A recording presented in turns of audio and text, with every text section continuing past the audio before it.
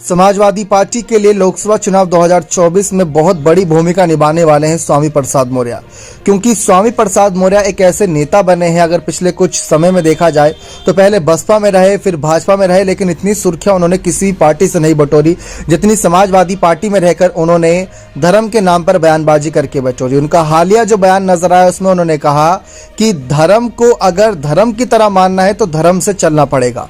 जो अलग से रणनीतियां और अपने तिगड़म भिड़ाए जाते हैं वो सब धर्म में नहीं आते। तो स्वामी प्रसाद मौर्य अपने हित की बात करते हुए धर्म के हित की बात कर रही हैं, लेकिन कितनी जनता स्वीकारेगी कितनी नहीं ये तो आने वाला वक्त ही बताएगा। लेकिन अखिलेश यादव पूरा मान सम्मान स्वामी प्रसाद मौर्य को दे रहे हैं। विधानसभा चुनाव में हार के बाद उन्हें एमएलसी के लिए आय किया गया, फिर उसके बाद कहीं ना कहीं महासचिव पद देना, ये इशारा साफ मिल रहा है कि अखिलेश यादव स्वामी प्रसाद मौर्य पर पूरा भरोसा जता रहे हैं।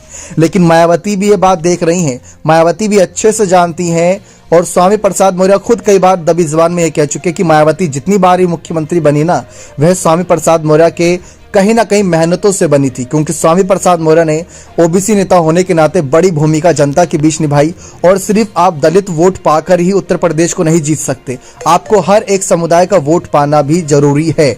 और यह इसी वजह से आज बसपा थोड़ी मुसीबतों में है कि मायावती के अलावा पार्टी में कोई और बड़ा चेहरा जल्दी नजर नहीं आता किसी बड़े मंच पर।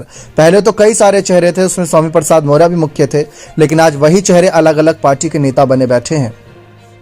तो मायावती भी ये बात जानती है कि स्वामी प्रसाद मौर्य जिस तरीके से राजनीति कर रहे हैं वह बसपा को भी नुकसान जरूर पहुंचाएंगे।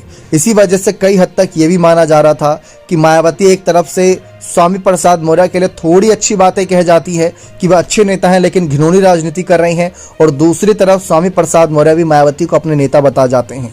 तो ये चर्चा का विषय है कि लोकसभा चुनाव से पहले पाला बदलने का सिलसिला 5 राज्यों के विधानसभा चुनावी नतीजे के बाद शुरू होगा।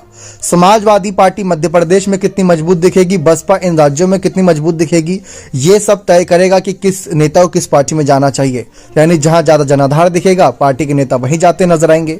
और मायावती तो जानती ही हैं स्वामी प्रसाद मौर्य की काबिलियत, उनके अंदर जो काबिलियत थी, लेकिन परिवारवाद की वजह से स्वामी प्रसाद मौर्य के साथ थोड़ी बहुत अनबन कहीं ना कहीं उनको पार्टी से दूर करती नजर आई। आने वाले वक्त में देखना दिलचस्प रहेगा कि और कैसे हालात बनेंगे, क्योंकि स्वामी प्रसाद मौर्य बसपा के लिए बेहतरीन माने जा रहे थे, लेकिन अभी तक किसी और पार्टी के लिए उतने असरदार साबित नहीं हुए। जबकि देखा जाए तो जब बसपा में थे तो बसपा की 4 बार सरकार बनी, चाहे गठबंधन से बनी हो चाहे पूर्ण बहुमत से बनी हो। लेकिन फिर जब 2016 में साथ छोड़कर 17 में बीजेपी के साथ मिलकर चुनाव लड़े तो 17 में बीजेपी आ गई। अब समाजवादी पार्टी के साथ है तो देखते हैं सपाई किस्मत खुलती है नहीं। बने रहे चैनल के साथ, बहुत बहुत धन्यवाद।